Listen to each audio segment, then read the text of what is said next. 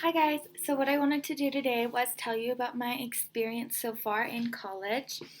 I go to school to be a medical office assistant right now.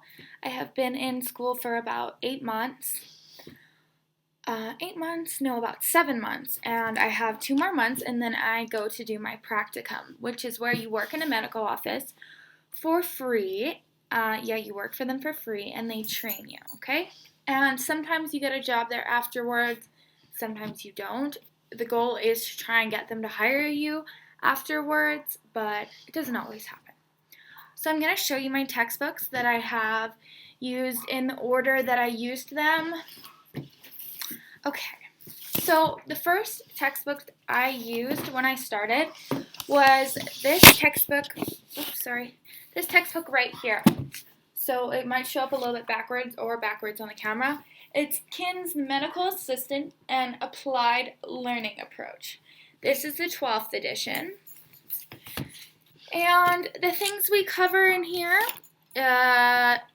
I'll just tell you the units. Introduction to Medical Assisting, Administrative Medical Assisting, Health Information in the Medical Office, Billing and Coding Procedures, Assisting with Medical Specialties, Assisting with Medications, Fundamentals of Clinical Medical Assisting, Financial and Practice Management, Diagnostic Procedures, Assisting with Surgeries, and Career Development.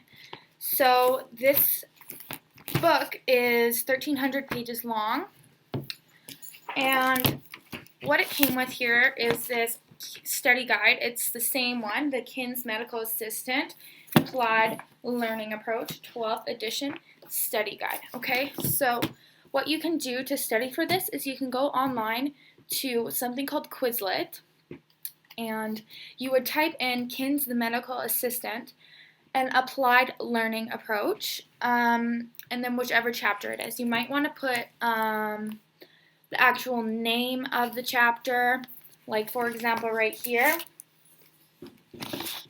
You see how it says up here, this here, I can't read it in my screen right now because it's backwards.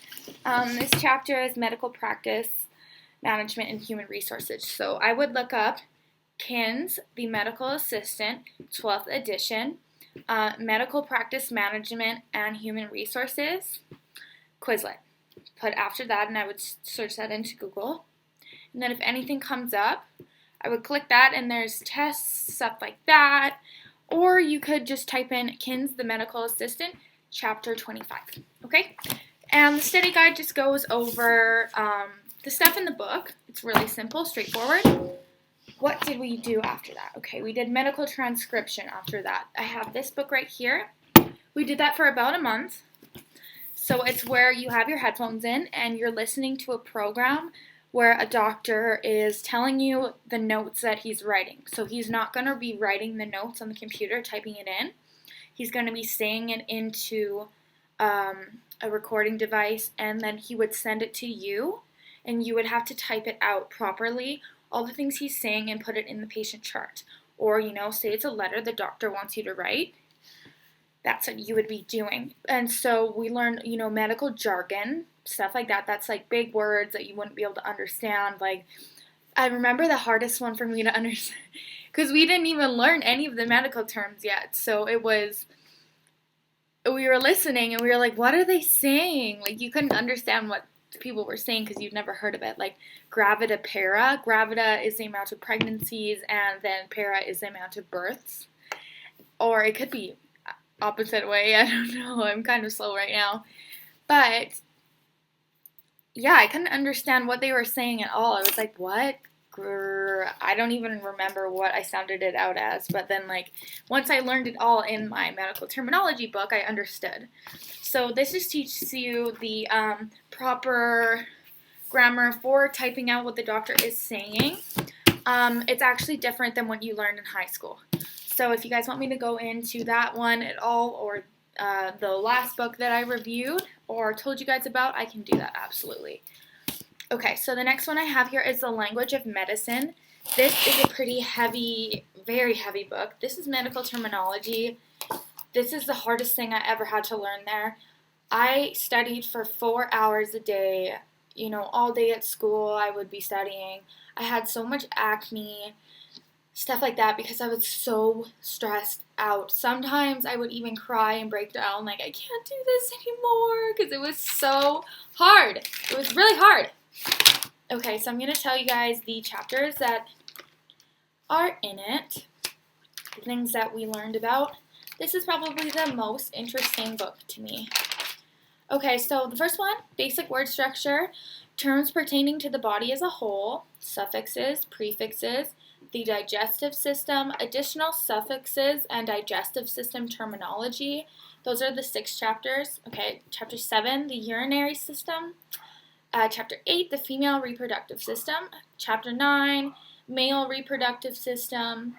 The nervous system, cardiovascular system, respiratory system, blood system, musculoskeletal system, skin, sense organs, the eye and ear.